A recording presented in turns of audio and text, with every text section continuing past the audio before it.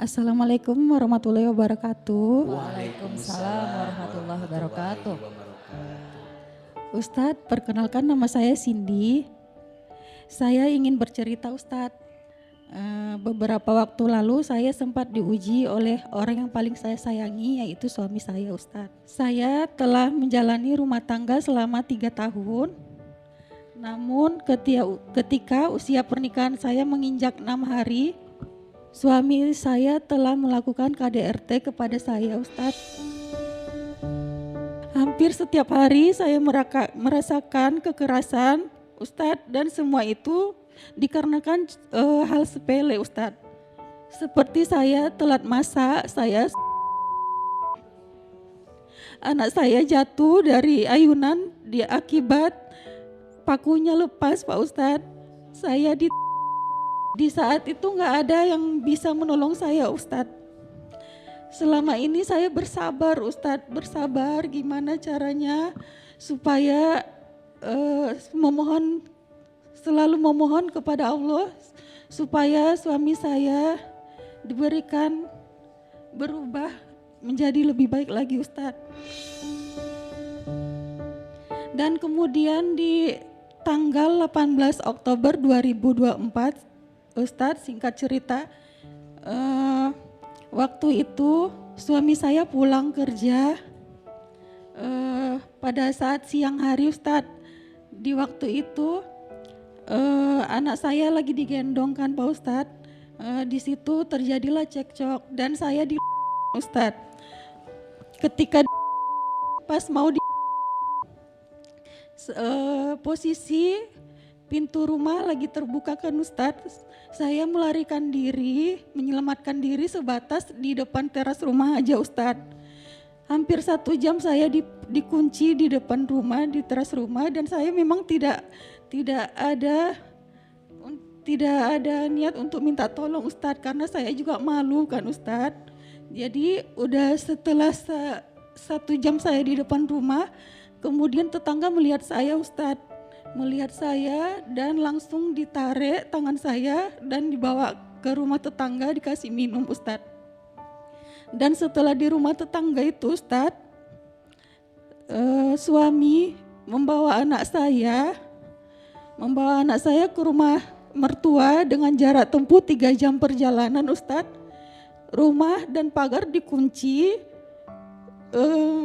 Posisi waktu itu saya cuma pakai daster, tidak pakai sendal, handphone dan uang pun semua tidak ada sama sekali Ustadz. Dan tetangga kasihan melihat saya dan suruh saya langsung telepon keluarga saya supaya dijemput melalui Facebook Ustadz, karena saya nggak ada handphone waktu itu. Jadi waktu itu di tanggal 12 Februari barusan ini Ustadz, 12 Februari posisi saya lagi sakit Ustadz, demam 4 hari. Saya datangi dengan baik-baik Ustadz, tapi nyatanya mertua tidak membukakan pintu Ustadz, tidak membukakan pintu sama sekali. Jadi waktu di rumah tetangga itu saya melihat mertua membukakan pintu Ustadz, melalui pergi ke arah samping rumahnya. Dan di saat itu juga saya berlari Ustadz, saya berlari dari rumah tetangga menuju rumah tersebut. Gimana caranya biar saya bisa jumpa sama anak saya Ustadz. Jadi waktu itu saya udah masuk ke rumah itu Ustadz, langsung dikunci sama mertua biar mungkin saya nggak bisa bawa anak saya Ustadz. Jadi saya dikunci di dalam rumah itu bertemu dengan anak saya. Saya prihatin Ustadz melihat anak saya Ustadz. Kata mereka anak saya sama mertua gemuk, tapi nyatanya kurus Ustadz.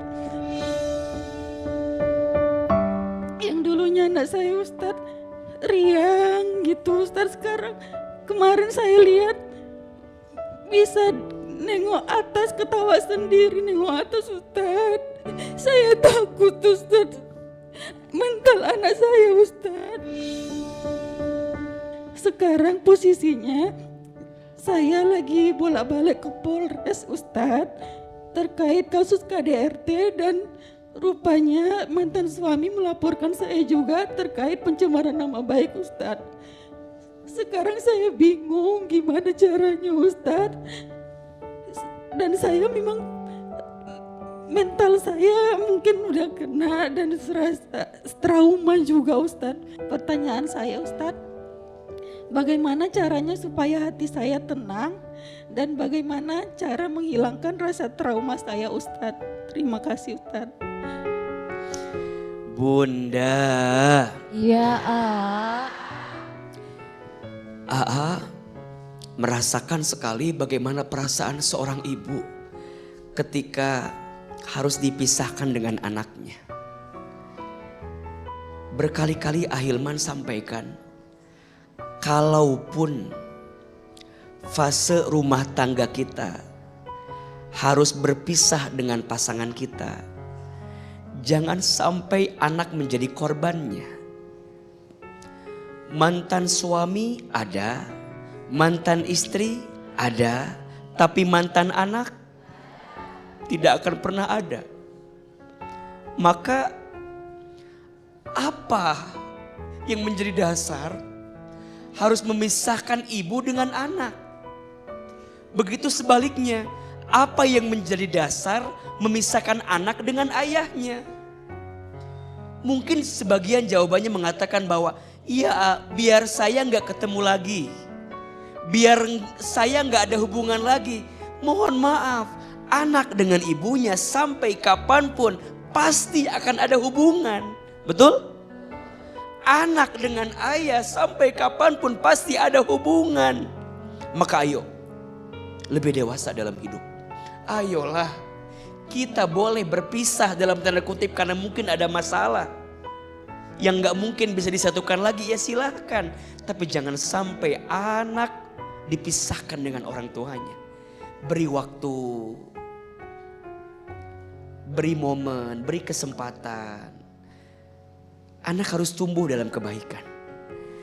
Mbak Cindy lanjutkan seperti apa Mbak Cindy ingin membela haknya.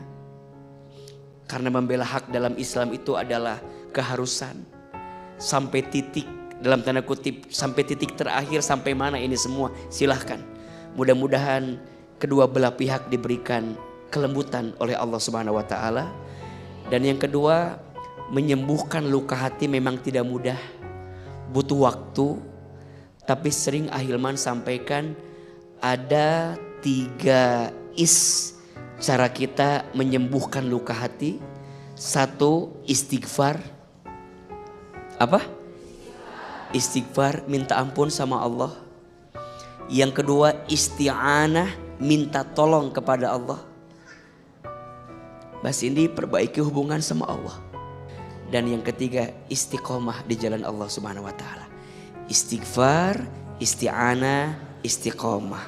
Pelan-pelan, mungkin masalah kita tidak selesai, tapi setidaknya kita lebih dekat dengan siapa? Allah Subhanahu wa Ta'ala. Ada satu doa yang mudah-mudahan bisa kita amalkan. Doa ini agar kita ditolong oleh Allah. Boleh kita baca? Angkat kedua telapak tangan. Sekali, bunda sayang, pemirsa Trans TV, ikuti 1 kali. Bismillahirrahmanirrahim. Rabbana afrigh alaina sabran wa thabbit aqdamana wansurna 'alal qaumil kafirin. Amin. Amalkan, bacakan, share sebanyak-banyaknya agar kemudian kita semua bisa mendapatkan pertolongan dari Allah Subhanahu wa Ta'ala.